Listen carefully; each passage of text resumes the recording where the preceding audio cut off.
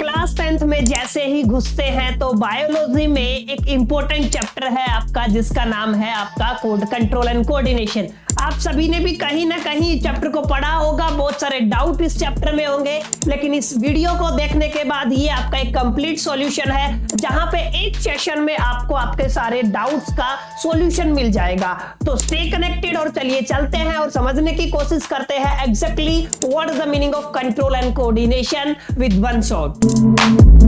चलिए फ्रेंड्स, शुरू करते हैं अपने सेशन को और समझने की कोशिश करते हैं एग्जैक्टली कौन कौन से टॉपिक्स है जो आपको इस चैप्टर में पढ़ने हैं। ये चैप्टर क्यों आपके सिलेबस में डाला गया है, कौन सा पार्ट है बायोलॉजी का जो इसको पढ़े बिना अधूरा रहता है। एग्जैक्टली नाम आप सभी की स्क्रीन के सामने है, क्या है? Control and coordination. जो हिंदी वाले बच्चे हैं, हिंदी में इसको बोलते हैं नियंत्रण एवं समन्वय। अब बिफोर अंडरस्टैंडिंग द चैप्टर एक बार देख लेते हैं कि एग्जैक्टली हमारा कंटेंट क्या है इस चैप्टर में। तो बेसिकली मैंने डिवाइड किया है इसको 4 पार्ट में। आपका जो सिलेबस है उस सिलेबस में 4 ही टॉपिक है। पहला टॉपिक है बच्चों आपका nervous system of the human. Human का नर्वस सिस्टम कैसे काम करता है, क्या होता है, कौन कौन से इनमें मीनिंगफुल चीजें हैं, वो सारी चीजें हम लोग बात करेंगे। और बात करेंगे हम लोग हार्मोनल सिस्टम की, आगे जाके बात करेंगे control mechanism of the plants कि कैसे प्लांट्स में कंट्रोल मैकेनिज्म होता है, और आगे जाके हम बात करेंगे प्लांट्स कोऑर्डिनेशन कि एग्जैक्टली प्लांट में कोऑर्डिनेशन किस तरीके से होता है। तो बच्चों वैसे अगर बात करो तो चैप्टर 4 ही है, लेकिन सॉरी टॉपिक 4 ही है, लेकिन इसके अंदर जो गहराई है ना वो बायोलॉजी के एक एस्पेक्ट को समझाती है आपको। अगर आप आगे जाके बायोलॉजी पढ़ना चाहते हो या अभी बायोलॉजी को इंटरेस्टिंग बनाना चाहते हो तो ये अकेला चैप्टर आपके इंटरेस्ट को क्रिएट करने में माहिर है या फिर काफी सक्षम है, क्योंकि इसमें ऐसी ही चीजें आपकी डाली गई हैं। अब बात करते हैं अपने चैप्टर की। यार देखो, 2 ही चीजें हैं, कंट्रोल एंड कोऑर्डिनेशन 2 सिस्टम के थ्रू होता है, आपका नर्वस सिस्टम के थ्रू होता है और आपका हार्मोनल सिस्टम के थ्रू होता है। उससे पहले बात आप सिर्फ इस बात पे डाले कि एग्जैक्टली कंट्रोल का मीनिंग क्या है। कंट्रोल का मीनिंग है कि किसी चीज को ड्राइव करना या किसी चीज को डायरेक्ट करना। डायरेक्ट का मतलब मैंने कोई कमांड किया हुआ है या मैंने उसका चार्ज टेक ओवर किया हुआ है, ठीक है, तो उसको क्या बोलते हो? कंट्रोल। एंड कोऑर्डिनेशन का मतलब क्या है? जैसे ह्यूमन बीइंग की बात करते हैं तो कोऑर्डिनेशन का बच्चों मतलब क्या होता है? कोऑर्डिनेशन का सिंपल सा मतलब है कि जितने भी ऑर्गेनिज्म है, ऑर्गेनिज्म के जितने भी पार्ट्स हैं, अगर वे बहुत सिस्टमैटिक तरीके से काम करते हैं एक दूसरे के साथ तो उसको क्या बोलोगे आप लोग? कोऑर्डिनेशन। जैसे मेरे दिमाग ने कोई कमांड दिया मेरे हाथ को और मेरे हाथ ने उस पर इंप्लीमेंट किया तो दिस इज कॉल्ड कोऑर्डिनेशन। यानी कि आपके अलग अलग जो भी लिविंग ऑर्गेनिज्म है उसके सभी पार्ट्स अगर एक सिस्टमैटिक मैनर में वर्क करते हैं तो उसको बोलते हैं कोऑर्डिनेशन। और कंट्रोल का मतलब किसी चीज का चार्ज अगर किसी के ऊपर है, जैसे हमारी कंप्लीट बॉडी का कंट्रोल 2 ही चीजों के हाथ में है, एक आपका ब्रेन के हाथ में है, दूसरा आपका स्पाइनल कॉर्ड के हाथ में है। तो दोनों ही चीजें हम लोग बात करेंगे। आई होप कि क्लियर हो गया होगा। तो इतनी कॉम्प्लेक्स बॉडी है हमारी, इतने सारे काम हम करते हैं, इतनी सारी एक्टिविटी बच्चों हमारी बॉडी में होती रहती है। तो सबसे बड़ी मुद्दे की बात यह है कि एग्जैक्टली जो आपकी जो बॉडी है वो इतने स्मूथ मैनर में, इतने सिस्टमैटिक मैनर में कैसे काम करती है, सबसे इंपॉर्टेंट फैक्टर है बच्चों ये। और वही यहाँ पे बहुत बेहतरीन तरीके से समझाया भी गया है। अब देखो, अब हम बात करते हैं कंट्रोल एंड कोऑर्डिनेशन। कमांड देना फिर इस पे सिस्टमैटिक तरीके से काम करना, ये 2 सिस्टम के थ्रू होता है। पहला आपका नर्वस सिस्टम होता है बच्चों, दूसरा कौन सा होता है? Hormonal system. अब दोनों के बारे में हम लोग 1 बाय 1 क्या करेंगे? बात करेंगे। अब नर्वस सिस्टम क्या होता है? नर्वस सिस्टम एक ऐसा सिस्टम है जो बेसिकली 3 कामें करता है, आपका 3 वर्क पे बेसिकली फोकस करता है। पहला काम बच्चों क्या है आपके नर्वस सिस्टम का? कि किसी भी मैसेज को, किसी भी इंफॉर्मेशन को रिसीव करना। जैसे मैंने हाथ लगाया किसी बॉडी के ऊपर, वो हॉट है या कोल्ड है, तो वहां से मैसेज जो रिसीव करेगा वो किसका हिस्सा होगा? वो नर्वस सिस्टम का हिस्सा होगा। उस मैसेज को कैसे प्रोसेस करना है वो काम कौन करेगा? वो भी आपका नर्वस सिस्टम करेगा। और मैसेज कैसे सेंड करना है बच्चों, ये भी काम किसका रहता है? नर्वस सिस्टम का। Nervous system is that system which receive the message, process the message and sending the message. इसके 3 ही काम होते हैं, मैसेज को रिसीव करना, प्रोसेस करना और बच्चों क्या करना? सेंड करना। ये तीनों काम किसके बच्चों? ये है आपके नर्वस सिस्टम के। आई होप कि नर्वस सिस्टम क्लियर हो गया होगा, कंट्रोल एंड कोऑर्डिनेशन का मीनिंग क्लियर हो गया होगा। अब बात करते हैं हम लोग नर्वस सिस्टम को थोड़ा सा डेप्थ में समझाओ एग्जैक्टली क्या नर्वस सिस्टम है, कैसे काम करता है। तो ध्यान से देखें, नर्वस सिस्टम बेसिकली 2 तरीके से आपका काम करता है। 2 पार्ट है यहाँ पे, सेंट्रल नर्वस सिस्टम हम CNS बोलते हैं और इसको बोलते हैं आप लोग PNS, पेरिफेरियल नर्वस सिस्टम। सबसे इंपॉर्टेंट आपका कौन सा है बच्चों? Central nervous system. जहां पे सबसे इंपॉर्टेंट बात हम किसके बारे में स्टडी करते हैं? आपकी ब्रेन के बारे में स्टडी करते हैं, काफी इंपॉर्टेंट ऑर्गन है आपका। उसके बाद सेकंड हम किसके बारे में बात करते हैं? आपका स्पाइनल कॉर्ड के बारे में बात करते हैं, ठीक है। तो काफी इंपॉर्टेंट बातें हैं ये दोनों। स्पाइनल कॉर्ड, सॉरी CORD, इसकी जो स्पेलिंग है उसको थोड़ा ध्यान में रखना, स्पाइनल कॉर्ड, ठीक है। तो ये central nervous system consist of two main parts, first is brain and second is spinal cord. बच्चों ये दोनों आपके हो गए। अब आगे चले, पेरिफेरियल नर्वस सिस्टम में आपको दो हिस्से देखने को मिलते हैं। पहला कौन सा है? Somatic nervous system. दूसरा कौन सा है? Autonomous nervous system. आई होप कि क्लियर हो गया होगा। पहला कौन सा है? Somatic nervous system. दूसरा कौन सा है? Autonomous nervous system. अब यहां पे हम बात करेंगे सिंपैथेटिक, ठीक है, और दूसरा करेंगे पैरासिम्पैथेटिक सिस्टम के बारे में बात, ठीक है। तो ये दो सिस्टम है आपके, सिंपैथेटिक और दूसरा कौन सा है आपका?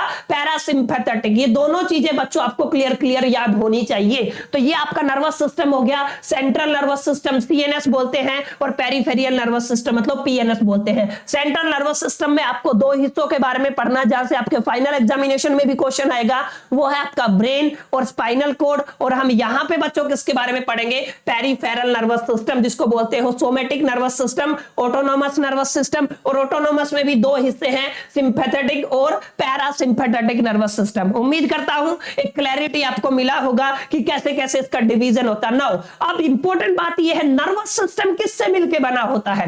नर्वस सिस्टम जिनसे मिलकर बना है वो उसकी main structural and functional unit है। मेक श्योर करके आप इस डेफिनेशन को लिख ले। जो नर्वस सिस्टम जिनसे मिलकर बना है, यानी कि नर्वस सिस्टम को शेप करती है, इसलिए मैंने बोला है स्ट्रक्चरल। और दूसरा क्या है आपका? फंक्शनल, यही फंक्शन करती है। तो मेन स्ट्रक्चरल फंक्शनल यूनिट है, जिनको आप लोग क्या बोलते हो बच्चों? हमने बोला जिनको न्यूरॉन्स। यस, क्या बोला बच्चों? हम लोगों ने इनको क्या बोला? आपका न्यूरॉन्स, जिसके ऊपर आपका मेक श्योर क्वेश्चन आता है, डेफिनेट 100% क्वेश्चन आता है, ठीक है। तो आपका नर्वस सिस्टम इज या nervous system is composed of the neurons. Neurons are the main functional and structural unit of your nervous system. ये बात आपको बच्चों अच्छे से ध्यान में रखना है। अब देखो ध्यान से, एग्जैक्टली कैसा आपका सिस्टम दिखता है, न्यूरॉन कैसा दिखता है। आई होप कि स्क्रीन पे विजिबल होगा। ये आपका न्यूरॉन है। आपको जो पैर दिखाई दे रहे हैं, इनको बोलते हो आप लोग डेंड्राइट्स, और ये जो बॉडी है इसको बोलते हो आप लोग साइटोन। अच्छा, नीचे ये जो आपको शेप दिख रहा है, डब्बे जैसा दिखाई दे रहा होगा, इसको क्या बोलते हैं आप लोग? मेलिनसेट। और ये पूरा हिस्सा, इसको क्या बोलते हैं आप लोग? एक्सोन। क्लियर? और आगे चले तो ये नोड ऑफ रणवीर है और एक्सोन टर्मिनल है। ये बेसिकली आपका न्यूरॉन दिखाई देता है, यानी कि आपके न्यूरॉन का स्ट्रक्चर है बच्चों। आपका न्यूरॉन कुछ इस तरीके का दिखाई देता है। अब सबसे इंपॉर्टेंट बात जो आपको ध्यान में रखनी है बच्चों, वो क्या है कि डेंड्राइट का काम क्या है? तो डेंड्राइट का जो काम है वो मैंने साफ साफ स्क्रीन पे लिखा हुआ, ध्यान से देखो। द फंक्शन ऑफ डेंड्राइट्स, आपको दिख रहा है? The function of dendrites are to receive the signal from the other neurons. अलग अलग न्यूरॉन्स से जो सिग्नल को रिसीव करेगा वो कौन सा हिस्सा होगा? वो डेंड्राइट होगा। तो डेंड्राइट ही है जो सिग्नल्स को क्या करता है बच्चों? आपका रिसीव करता है। अब आगे चलो, साइटोन का मतलब क्या होता है? या फिर साइटोन का मतलब देखो ध्यान से, this is also known as cell body. Cyton को क्या बोलते हो? सेल बॉडी बोलते हो, जो है प्रोमिनेंट न्यूक्लियस, ठीक है। तो साइटोन को क्या बोलते हैं आप लोग? सेल बॉडी, ठीक है। ये क्या है आपका? साइटोन क्या? Cell body. आई होप कि क्लियर हो गया। डेंड्राइट का काम क्लियर हुआ। अब चलते हैं आगे। ये है आपका माइलिन सेट। यस, क्या है आपका? Myelin sheath. अब माइलिन सेट क्या है? देखो ध्यान से, myelin sheath allow electrical impulse to the transmit quickly, यानी कि जो इलेक्ट्रिकल इंपल्स है वो कितना जल्दी, कितना क्विकली आपके सिग्नल्स ट्रांसफर हो सकते हैं, उसमें कौन हेल्प करता है? ये माइलिन सेट। ये अगर काम करना बंद कर दे, अगर ये आपके न्यूरॉन्स में ना हो, तो आपके जो सिग्नल्स है, इलेक्ट्रिकल इंपल्स जिसको बोलते हो, आपके जो सिग्नल्स है बच्चों, वो बहुत स्लो डाउन हो जाएगी उनकी स्पीड, मतलब बहुत कम टाइम, बहुत ज्यादा टाइम लगने लग जाएगा कंट्रोल एंड कोऑर्डिनेशन में, डिले होने लग जाएगा। दिमाग ने अभी कोई कमांड दिया, हो सकता है कल जाके उस पर इंप्लीमेंट किया जाए अपने हाथ के द्वारा। अभी हम क्विकली कर पा रहे हैं, किसकी वजह से? Myelin set. तो माइलिन सेट का क्या मतलब होता है? ये आपके जितने भी इलेक्ट्रिकल इंपल्स है बच्चों, उनको ट्रांसमिट करता है क्विकली। उम्मीद करता हूं ये क्लैरिटी आपको हो गया होगा। अब चलते हैं आगे।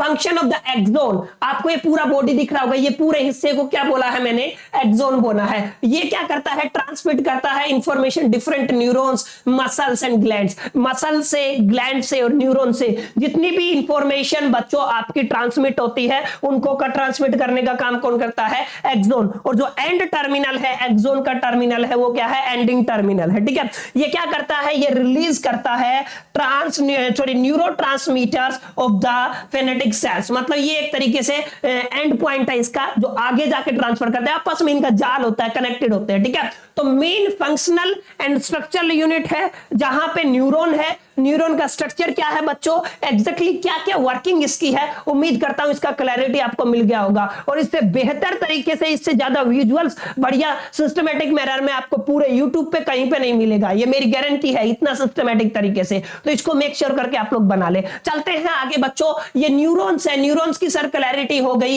एग्जैक्टली न्यूरॉन्स का काम क्या होता है, सिग्नल्स को लेना, ट्रांसमिट करना, अलग अलग दूसरे न्यूरॉन्स तक पहुंचाना, ये सारी बातें सर क्लैरिटी हो गई। लेकिन न्यूरॉन कितने टाइप के होते हैं, न्यूरॉन आपके 3 टाइप के होते हैं, सेंसरी न्यूरॉन्स, मोटर न्यूरॉन्स और relay neurons. Come on, can you repeat with me, पहला क्या है, सेंसरी न्यूरॉन्स, दूसरा कौन सा है, मोटर न्यूरॉन्स, और थर्ड कौन सा है, रिले न्यूरॉन्स। सेंसरी न्यूरॉन्स क्या होता है, जितने भी आपके सेंस ऑर्गन है, जैसे आपकी नाक हो गई, जैसे आपकी आंख हो गई, जैसे आपकी स्किन हो गई, जैसे आपकी टंग हो गई, जो आपके सेंस ऑर्गन है, वो सेंस ऑर्गन कोई एक इंफॉर्मेशन कैच करते हैं, रिसीव करते, उस इंफॉर्मेशन को ब्रेन तक ले जाने का काम ये नर्व करते हैं। मतलब इन न्यूरॉन्स का काम स्पेसिफिक है। जितने भी सेंस ऑर्गन है, उन्होंने कोई भी इंफॉर्मेशन को सेंस किया, रिसीव किया, उनको ब्रेन तक ले जाने का काम कौन से न्यूरॉन करेंगे, सेंसरी न्यूरॉन्स।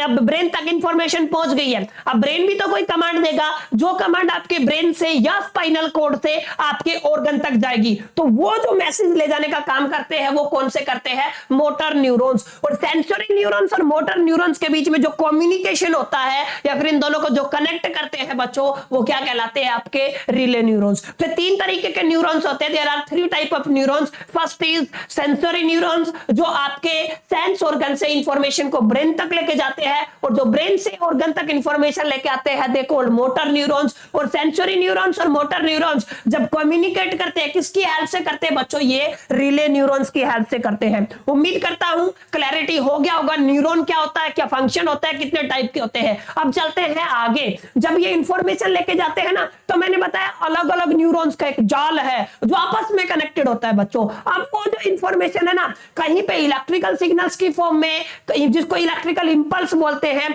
और कहीं पे बच्चों वो काफी इंपॉर्टेंट बात क्या है, काफी इंपॉर्टेंट बात ये है कि वो केमिकल्स की फॉर्म में भी आती है। तो यहां पे कुछ इस तरीके का जॉइंट आपको दिखता है, ये आपका न्यूरॉन फर्स्ट है और ये आपका न्यूरॉन सेकंड है, ये आपस में कनेक्टेड नहीं होते हैं, there is a minor gap, yes, जिसको क्या बोलते हैं आप लोग, सिनेप्स। यस, क्या बोलते हो आप लोग, सिनेप्स। अब होता क्या है, यहां तक तो सिग्नल है आपका, इलेक्ट्रिकल सिग्नल आता है, लेकिन यहां पे सिनेप्स में जो ये न्यूरोट्रांसमीटर लगा होता है, न्यूरोट्रांसमीटर का मतलब सिनेप्स में जो आपके इलेक्ट्रिकल सिग्नल से बच्चों वो कन्वर्ट हो जाते हैं इनटू द केमिकल्स की फॉर्म में होते हैं, और यहां पे ये इसको एडॉप्ट कर लेता है और फिर से वो फिर ट्रांसफर होते हैं। यानी कि कहने का मतलब क्या है, इलेक्ट्रिकल सिग्नल से केमिकल सिग्नल, केमिकल आपके ट्रांसफर हो जाएंगे, फिर वो वापस में किस में बदल जाएंगे, इलेक्ट्रिकल सिग्नल में। तो ये है ना बच्चों, इसको बोलते हैं आप लोग सिग्नल ट्रांजिशन, ठीक है। ये एक बेसिक सी बात है, आई होप कि क्लियर हो गया होगा कैसे चीजें चलती हैं, ठीक है। 2 न्यूरॉन्स कैसे कनेक्ट होते हैं,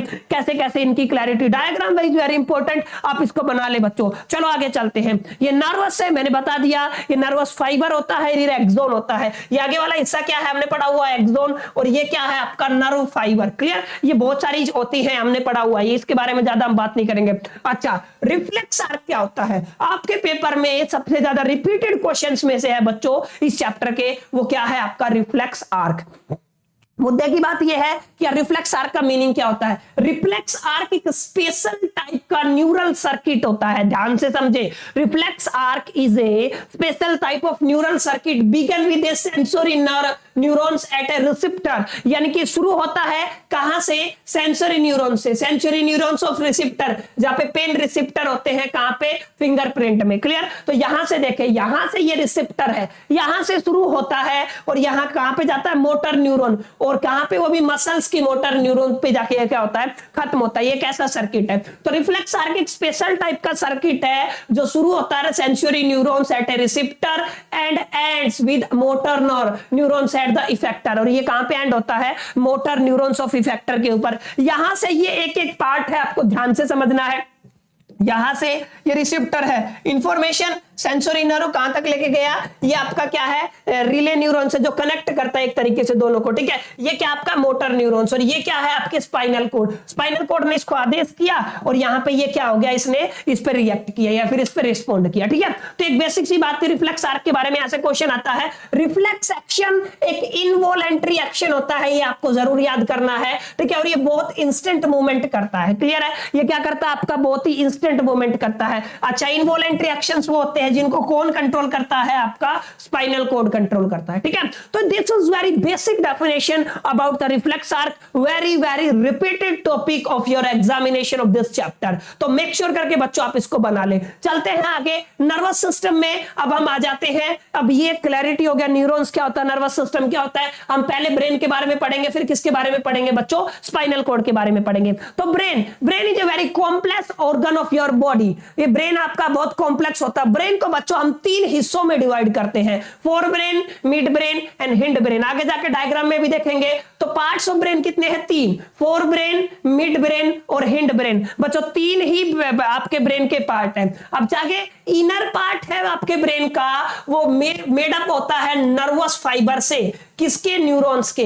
न्यूरॉन्स के जो नर्वस फाइबर से कौन मिलके बना होता है, ब्रेन का अंदरूनी हिस्सा, अंदर का पार्ट, जिसका कलर व्हाइट होता है और जिसको हम लोग कहते हैं व्हाइट मैटर। ब्रेन में व्हाइट मैटर का मतलब क्या है, ब्रेन का जो इनर पार्ट है वो किससे मिलके बना होता है बच्चों, वो नर्व फाइबर से मिलके बना होता है, और वो कैसे कलर की होती है, व्हाइट कलर की। फिर आउटर जो हिस्सा है, आउटर पार्ट है आपका ब्रेन, वो सेल बॉडीज से मिलके बना होता है। सेल बॉडीज किसकी, न्यूरॉन्स की, जो किस कलर की होती है, ग्रे की, इसलिए इसको क्या बोला जाता है, ग्रे मैटर बोला जाता है। ध्यान से समझे, मैंने 3 बातें आपको बताई। Brain is divided into the 3 parts, first is fore brain, mid brain and hind brain, यही बात बच्चों हमने पढ़ी। उसके बाद inner part is made up of the white matters, या फिर आप कह सकते हो नर्व फाइबर, है ना। और आपका जो आउटर पार्ट है वो सेल बॉडी से बना होता है, जिसका बेसिकली क्या मतलब है, ग्रे मैटर जिसको बोलते हैं। अच्छा, ब्रेन के ऊपर 3 लेयर्स होती हैं जिनको हम लोग बोलते हैं मीनिंग्स। यस, क्या बोलते हैं, मीनिंग्स, ठीक है। ये आपकी 3 लेयर है। तो कुछ बेसिक बातें जो दिमाग से रिलेटेड, माइंड से रिलेटेड, ब्रेन से रिलेटेड आती हैं,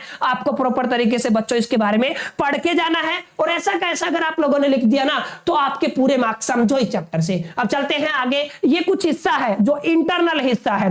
पहला हिस्सा आपका फोर ब्रेन है, दूसरा हिस्सा आपका मिड ब्रेन है, तीसरा हिस्सा आपका हिंड ब्रेन है। डायग्राम बेस्ड क्वेश्चन आता है तो ध्यान से समझे। ये जो नीचे वाला हिस्सा दिख रहा है, इसको क्या बोला मैंने, मेडुला बोला, ठीक है। अच्छा, ये वो जो पत्ते जैसा हिस्सा दिख रहा है आपको बच्चों, इस पत्ते जैसे हिस्से को क्या बोलते हो, सेरेबेलम। और सबसे ज्यादा हिस्सा जो दिख रहा है इसको बोलते हो सेरेब्रम। ये जरूरी है, सेरेब्रम, ठीक है। अच्छा, यहाँ पे ये जो हिस्सा दिख रहा है आपको इस तरीके से, ये शेप में, इसको क्या बोलते हैं आप लोग, इसको बोलते हैं कैलोसम, ठीक है। अच्छा, ये थैलेमस है, ये वाला बीच में क्या है, बिल्कुल थैलेमस, ठीक है। और इसके नीचे क्या है, ये वाला हिस्सा, इसको क्या बोलते हो, हाइपोथैलेमस। और ये बिल्कुल इन दोनों को, फोर ब्रेन और हिंड ब्रेन को जो कनेक्ट करता है उसको क्या बोलते हो, मिड ब्रेन। ये काफी इंपॉर्टेंट पॉइंट्स है, देख लो। माइंड मैपिंग या फिर आप लेबलिंग का क्वेश्चन यहां से आ सकता है, दैट इज वेरी इंपॉर्टेंट। बाकी इन सब का क्या क्या काम होता है, कैसे आपका दिमाग काम करता है, ये मैं भी आपको समझा देता हूं। देखो यार, 3 ब्रेन है, 3 पार्ट है, फोर ब्रेन, मिड ब्रेन और हिंड ब्रेन। आप समझते हैं सबसे पहले फोर ब्रेन। फोर ब्रेन में क्या क्या होता है, सेरेब्रम होता है, सबसे ज्यादा हिस्सा, अप्रोक्सीमेट 80% जो है आपका ये सेरेब्रम है, ठीक है। ओल्फैक्टरी लोब्स है एंड आपका डाइनसेफलन होता है, ठीक है। ये एक सही सा प्रोनाउंसिएशन देख लेना, ये क्या है, डाइनसेफलन, ठीक है। ये 3 बेसिकली आपके क्या है, पार्ट है फोर ब्रेन में। अच्छा, forebrain it main function is thinking, controlling various activities such as touch, smell, hearing, speech and sight. ठीक है, आप देख पाते हो, स्मेल कर पाते हो, सुन पाते हो, ये सारा काम कौन करता है? फोर ब्रेन करता है बच्चों। और यहाँ पे कौन कौन से हिस्से? Cerebrum, olfactory lobes and diencephalon. ठीक है, ये कुछ हिस्से हैं। अब आते हैं midbrain. Acts as a bridge between the forebrain and hindbrain. Midbrain आपका ब्रिज की तरह काम करता है, किस किस के बीच में? आपका फोर ब्रेन और हिंड ब्रेन के बीच में। एंड ये कंट्रोल किसको करता है? आपकी गर्दन की, सिर की movement, trunk in the response to visual and auditory stimuli. मतलब इनके रिस्पॉन्स में क्या करता है? काम करता है। ये सब किसके हाथ में है? ये मिड ब्रेन के हाथ में है। अब चलते हैं हिंड ब्रेन। हिंड ब्रेन में तीन सेंट्रल पोल, सेरेबेलम और मेडुला, तीन चीजें होती है। क्या क्या बोला इसने? इसने पहला बोला है पोन्स। ठीक है, दूसरी बात क्या बोली है? दूसरी बात बोली है इसने बच्चों सेरेबेलम। ठीक है, सेरेबेलम के बाद थर्ड क्या है? थर्ड है आपका इसका मेडुला। क्लियर है ना? तो ये तीन चीजें हैं बेसिकली बच्चों। क्या क्या है? पोन, सेरेबेलम और मेडुला। ठीक है, सेरेबेलम किस में हेल्प करता है? Maintaining the posture and the balance of the body. आपकी बॉडी का पोस्चर कैसे मेंटेन है? क्योंकि सेरेबेलम उसको कंट्रोल कर रहा है। आपकी बॉडी का पोस्चर और आपकी बॉडी का बैलेंस क्यों हुआ? क्योंकि उसको सेरेबेलम। मेडुला कंट्रोल करता है आपका involuntary action such as heartbeat, breathing, swallowing, coughing, sneezing and vomiting. ये सब काम कौन करता है बच्चों? ये मेडुला कंट्रोल करता है। ठीक है, तो तीनों ब्रेन आई होप के क्लियर हो गया होगा। वोलेंट्री, इनवोलेंट्री एक्शंस क्या होते हैं, कौन कौन इनको कंट्रोल करता है, और बेहद आसान तरीके से आपको समझ में आ गया होगा। तो सेंट्रल नर्वस सिस्टम का सबसे इंपॉर्टेंट पार्ट हो गया है आपका कंप्लीट, जिसको हमने क्या पढ़ा बच्चों? ब्रेन पढ़ा। Now it's time to understand the spinal cord. Spinal cord के बारे में स्क्रीनशॉट ले लो, एज इट इज आपको लिखना है, उल्टा कर देना है। वहां पे जो आउटर पार्ट था वो यहाँ पे इनर पार्ट है, वहां पे जो इनर पार्ट था वो यहाँ पे आउटर पार्ट है। हाँ, ये cervical, thoracic, lumbar, sacral and coccygeal, ये इनसे मिलके बना होता है, ये मेन पार्ट है। अच्छा, इनर पार्ट है वो किससे मिलके बना होता है? ग्रे मैटर से। वहां पे वो आउटर पार्ट था, और जो आउटर पार्ट है वो किससे मिलके बना होता है? व्हाइट मैटर से। ये स्पाइनल कॉर्ड है आपका। ठीक है, अच्छा, इसका फंक्शन क्या होता है? कंट्रोल बॉडी मूवमेंट, बॉडी का मूवमेंट कंट्रोल स्पाइनल कॉर्ड करता है। And function report sense to the brain and manages our reflex action. सभी रिफ्लेक्स एक्शंस को कौन कंट्रोल करता है बच्चों? Spinal cord. उम्मीद करता हूं समझ में आ गया होगा स्पाइनल कॉर्ड का क्या कहानी है और कैसे आप लोग करते हो। सेंट्रल नर्वस सिस्टम खल्लास, खत्म, इससे बाहर नहीं आता है बच्चों। अब चलते हैं आगे, कौन सा है? Peripheral nervous system. अब टाइप ऑफ नर्वस यहाँ पे देखो, अकॉर्डिंग टू द लोकेशन होता है और according to the function. Functions के अकॉर्डिंग क्या पढ़ा? सेंसरी नर्व्स पढ़ा, मोटर नर्व्स पढ़ा और मिक्स नर्व्स पढ़ा। ठीक है, ये तीनों चीजें हम लोगों ने पढ़ ली। अब यहाँ पे according to the location, location के हिसाब से कार्नियल नर्व्स होता है, स्पाइनल नर्व्स होता है। इसमें 12 पेयर होते हैं नर्व के। ये सिग्नल कैरी करता है from your body to have the touch, taste और स्मेल। ये सब किसके काम होते हैं? ये कार्नियल नर्वस सिस्टम के होते हैं। स्पाइनल नर्वस सिस्टम में बच्चों आपके 31 पेयर्स होते हैं, ये आपको ध्यान में रखना है। कितने पेयर्स होते हैं? 31 पेयर्स होते हैं। ये आपका मूवमेंट में हेल्प करता है। यस, किस में हेल्प करता है? ये आपका मूवमेंट में हेल्प करता है, सेंसेशन में हेल्प करता है, और आपका स्वेट सीक्रेशन, पसीना सीक्रेट करने में ये हेल्प करता है। ठीक है, तो तीन काम है। क्या क्या? 31 पेयर में आपका स्पाइनल नर्व्स प्रेजेंट होती हैं। अच्छा, मूवमेंट में हेल्प करता है, सेंसेशन में हेल्प करता है,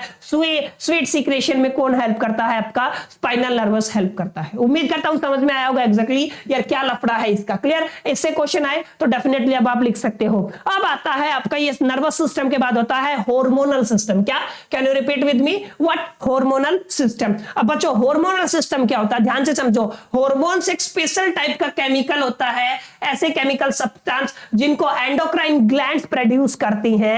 hormones are produced by the endocrine glands. ठीक है, जो ट्रांसमिट होते हैं into the body target organs, कुछ स्पेसिफिक ऑर्गन्स को टारगेट करने के लिए, और ये कंट्रोल करते हैं ग्रोथ को, मेटाबॉलिज्म को, रिप्रोडक्शन को एंड अदर पार्ट को। ये सब कौन कंट्रोल करता है बच्चों? ये सब कंट्रोल करते हैं आपके हार्मोन्स। उम्मीद करता हूं क्लियर हो गया होगा। Hormones are the special chemicals that are synthesized by the endocrine glands and that is directly transported into your blood. They are responsible, they are control growth, metabolism, reproduction and the other function. अब यहां पे देखो endocrine glands, ductile glands which directly secrete hormones into the blood. Endocrine glands ऐसी ductile glands होती हैं जो directly secret करती है ब्लड को into the हार्मोन्स को into the blood. अब कौन कौन सी है? जैसे पिट्यूटरी ग्लैंड होगी, थायराइड ग्लैंड होगी, एड्रिनल ग्लैंड होगी, पैंक्रियास, टेस्टिस और एवरी। इनसे क्वेश्चन आएगा बच्चों, कंफर्म आएगा। कोई नहीं रोक सकता। इधर से एक क्वेश्चन आता है। अब बात करते हैं इन्हीं के ऊपर, पिट्यूटरी ग्लैंड के ऊपर आ जाता हूं। जैसे आप बेसिकली बात करते हैं थायराइड ग्लैंड के बारे में। पिट्यूटरी ग्लैंड के बारे में कुछ इंपॉर्टेंट बातें ध्यान से देखो। पिट्यूटरी ग्लैंड आपका ल्यूटिनिन हार्मोन रिलीज करता है, थायराइड स्टिमुलेटिंग हार्मोन और ग्रोथ हार्मोन, ये तीन चीजें होती है। बस इससे ज्यादा आपको नहीं पढ़ना। थायरोक्सिन को सीक्रेट करता, थायराइड ग्लैंड क्या सीक्रेट करती है? Thyroxine. Control growth of the body, body की ग्रोथ को ये कौन कंट्रोल करता है? पिट्यूटरी ग्लैंड आपका क्या करता है? कंट्रोल करता है। टेस्टोस्टेरोन फॉर्म होता है टेस्टिस में, oestrogen propagate from the ovary. इस सब में कौन आपका रिस्पॉन्सिबल होता है? इसमें भी कहीं ना कहीं एक हाथ आपको किसका दिखता है? पिट्यूटरी ग्लैंड्स का। आप इसका स्क्रीनशॉट ले ले। इसका भी ऑक्सीटोसिन आप सभी ने पढ़ा होगा। ये 2 लाइनें हैं, ये ज्यादा इंपॉर्टेंट नहीं है, ये आप पढ़ भी सकते हो, इसमें मेरे को ज्यादा ऐसा कुछ चिल्लाने की जरूरत है नहीं। अब बात आ जाती है थायराइड ग्लैंड की बच्चों। थायराइड ग्लैंड क्या होती है? ध्यान से देखो। थायराइड ग्लैंड आपको यहां पे आपके थायरोक्सिन के ऊपर ऐसे थायराइड ग्लैंड लगी हुई दिखाई देती है। ये वाली क्या है? Thyroid gland. ऐसा शेप होता है, जूम करके देखो, ठीक है। कौन सा हार्मोन रिलीज करती है? थायरोक्सिन एंड कैल्सिटोनिन, ठीक है। ये आपके 2 हार्मोन रिलीज करती है। इसकी लोकेशन कहां पे है? Side of trachea at the base of the larynx. Side of the trachea, base of the larynx के ऊपर है। इसका काम क्या होता है? Regulate body metabolic rate, body की मेटाबॉलिक रेट को रेगुलेट करना, ब्रेन के डेवलपमेंट को रेगुलेट करना, बोन को मेंटेनेंस का काम किसका होता है बच्चों? जो थायरोक्सिन और कैल्टिनोनिन का काम होता है, ठीक है। अच्छा, इसके डिसऑर्डर से क्या हो जाता है? गोइटर हो जाता है। अच्छा, इसमें है एक्सोथेल्मिक और सिंपल गोइटर, ठीक है। अच्छा, यहाँ पे क्या होता है? क्रेटोनिज्म एंड माइक्सोडिमा, ठीक है। ये 3-4 डिजीज है जो हो जाती है इसके डिसऑर्डर से। क्लियर? अब आगे चलते हैं। आगे क्या है आपका? एड्रिनल ग्लैंड, किडनी के ऊपर टोपी जैसा होता है, इसको क्या बोलते हो? Adrenal gland. ये यहां से हार्मोनल एड्रिनल होता है above each of the kidney. Function क्या होता है? इमरजेंसी हार्मोन, फ्लाइट और फाइट के लिए जो हार्मोन चाहिए, कुत्ता पीछे पड़ गया, या इमरजेंसी हार्मोन जो भी रिलीज करती है ना, वो आपका क्या होता है? एड्रिनल होता है, ठीक है। पैंक्रियाज आपको पता है कहां पे होता है? इंसुलिन और ग्लूकोजन, ये 2 आपके हार्मोन्स रिलीज करता है। लोकेशन क्या है? Surrounded by the duodenum and the spleen, ये आपको याद रखना है, ठीक है। अब इसके फंक्शन क्या है? Insulin decrease the sugar level in the body, sorry blood में शुगर लेवल को इंसुलिन कंट्रोल करता है। ग्लाइकोजन हेल्प करता है ब्रेक डाउन में ग्लूकोज को, शुगर को, ठीक है। ये एक इंपॉर्टेंट बात है। आगे चले, इसमें डिसऑर्डर क्या होता है? हाइपोसिक्रेशन ऑफ इंसुलिन से क्या हो जाता है? Diabetes. And hypersecretion of the glucagon से क्या हो जाता है? Hyperglycaemia. ये 2 डिजीज हैं, इनका भी याद रखें। अब चलते हैं आगे। टेस्टिस आपको पता है कहां पे होते हैं? यहां पे होते हैं। ये वाला हिस्सा क्या है आपका? टेस्टिस। हार्मोन क्या है? टेस्टोस्टेरोन। ये कहां पे होता है? स्कोटल सैक इन मेल में होता है। फंक्शन क्या होता है? Help in the production of the sperm and development sexual character. इसके बारे में ज्यादा मेरे को बात करने की जरूरत है नहीं। क्लियर? अब लास्ट में फीमेल के बारे में बात करते हैं। ओवेरी, ओस्ट्रोजन एंड प्रोजेस्टेरोन, ये 2 आपके हार्मोन्स रिलीज करती है। पेल्विन इन द फीमेल्स में होती है। ओस्ट्रोजन हेल्प करता है development of the secondary sexual character in female and the progesterone help in the retention of the fertilisation egg and the development. Clear? I hope कि समझ में आ गया होगा। ये ह्यूमन के अंदर कुछ इंपॉर्टेंट बातें थी बच्चों। आई होप हार्मोनल सिस्टम भी आपको क्लियर हो गया होगा और आपका नर्वस सिस्टम भी। कैसे कैसे हार्मोन से कैसे कंट्रोल कोऑर्डिनेशन होता है और सिग्नल से कैसे आपका कंट्रोल एंड कोऑर्डिनेशन होता है, ठीक है। यहां से आगे चले तो अब क्या है? पाइथोहॉर्मोन्स। प्लांट्स में जो हार्मोन्स होते हैं ना, प्लांट्स में कंट्रोल एंड कोऑर्डिनेशन किसकी हेल्प से होता है बच्चों? यहाँ पे किसकी हेल्प से होता है? यहाँ पे भी आपका हार्मोन्स की हेल्प से होता है, ठीक है, जिनको बोलते हैं पाइथोहॉर्मोन्स। अब यहाँ पे देखो, ये प्लांट हार्मोन का नाम है, साइट ऑफ सिंथेसाइजेशन और उसका फंक्शन है। इसके बारे में ज्यादा बात नहीं करेंगे। 3 हार्मोन्स है, ऑक्सिन, जिबरेलिन, साइटोकाइनिन, ठीक है। कौन सी पार्ट सिंथेसाइज करता है, क्या क्या उनके काम होते हैं, स्क्रीनशॉट ले ले, याद करने का काम बच्चों आपका रहेगा। इससे आसान लैंग्वेज में आपको कहीं नहीं मिलेगा, ये मेरी गारंटी है, ठीक है। क्लैरिटी आई होप कि हो गया होगा आपको। ऑक्सिन, जिबरेलिन और साइटोकाइनिन। इसके अलावा 2 हार्मोन्स की और मैं बात करूंगा, इथाइलिन और एब्सिसिक एसिड। इन दोनों के बारे में भी काफी पढ़ लेना। 5 हार्मोन आपके सिलेबस में आते हैं बच्चों। Take it serious, understand it well. These are very very very important आपके एग्जामिनेशन के पॉइंट ऑफ व्यू से। एक बार फिर से देख सकते हो, ये आपका स्क्रीनशॉट आप लोग ले सकते हो यहाँ पे, ठीक है। चलो चलते हैं। अब यहाँ पे मूवमेंट ऑफ प्लांट में 2 होती है, नास्टिक मूवमेंट और ट्रोपिक मूवमेंट। क्वेश्चन पूछा जा सकता है, independent of growth growth dependent होती है, ट्रॉपिक मूवमेंट ग्रोथ डिपेंडेंट होती है, नास्टिक मूवमेंट इंडिपेंडेंट होती है। अच्छा, नॉन डायरेक्शनल रिस्पॉन्स होता है, यहाँ पे किसी डायरेक्शन में नहीं होता, ट्रॉपिक मूवमेंट में डायरेक्शन में होता है। Response is due to the change in cell shape, यहाँ पे किसकी वजह से होता है, शेप के सेल के शेप की चेंज की वजह से यहाँ पे रिस्पॉन्स होता है, due to the change in growth of specific part plant. ठीक है, किसी भी स्टिमुलाई में किसी स्पेसिफिक पार्ट में अगर ग्रोथ हो गया तो कौन सा होगा, ट्रॉपिक मूवमेंट। अब यहाँ पे देखो ट्रॉपिक मूवमेंट कौन कौन सी होती है, लाइट के अगेंस्ट अगर लाइट की तरफ जाते हो तो उसको क्या बोलोगे, फोटोट्रेपेजियम। टच के अगेंस्ट थिग्नोट्रेपेजियम, वाटर के अगेंस्ट वाटर की तरफ जाते हो तो हाइड्रोट्रेपेजियम, और अगर आप केमिकल्स रिलीज करते हो तो कैमियोट्रेपेजियम, और ग्रेविटी की तरफ क्या बोलते हैं आप लोग, जियोट्रेपेजियम। ये थोड़े से ट्रॉपिक मूवमेंट्स है, ठीक है, जो डायरेक्शनल भी है बेसिकली। उम्मीद करता हूं आपको समझ में भी आ गया होगा। तो बच्चों ये था आपका पहला नहीं बोलेंगे, आज का चैप्टर जिसका नाम था बच्चों क्या, कंट्रोल एंड कोऑर्डिनेशन। उम्मीद करता हूं समझाने का कोशिश मैंने किया होगा, आप लोगों को प्रॉपर तरीके से बराबर समझ में भी आया होगा। सेशन अगर 1% भी अच्छा लगा तो यार लाइक तो बनता है, फ्रेंड के साथ एक शेयर तो बनता है, और अगर आप फर्स्ट टाइम चैनल पे आए हो तो सब्सक्राइब कर सकते हो। बाकी मिलते हैं ऐसे नेक्स्ट इंटरेस्टिंग सेशन में, तब तक के लिए मेरी तरफ से ऑल द बेस्ट।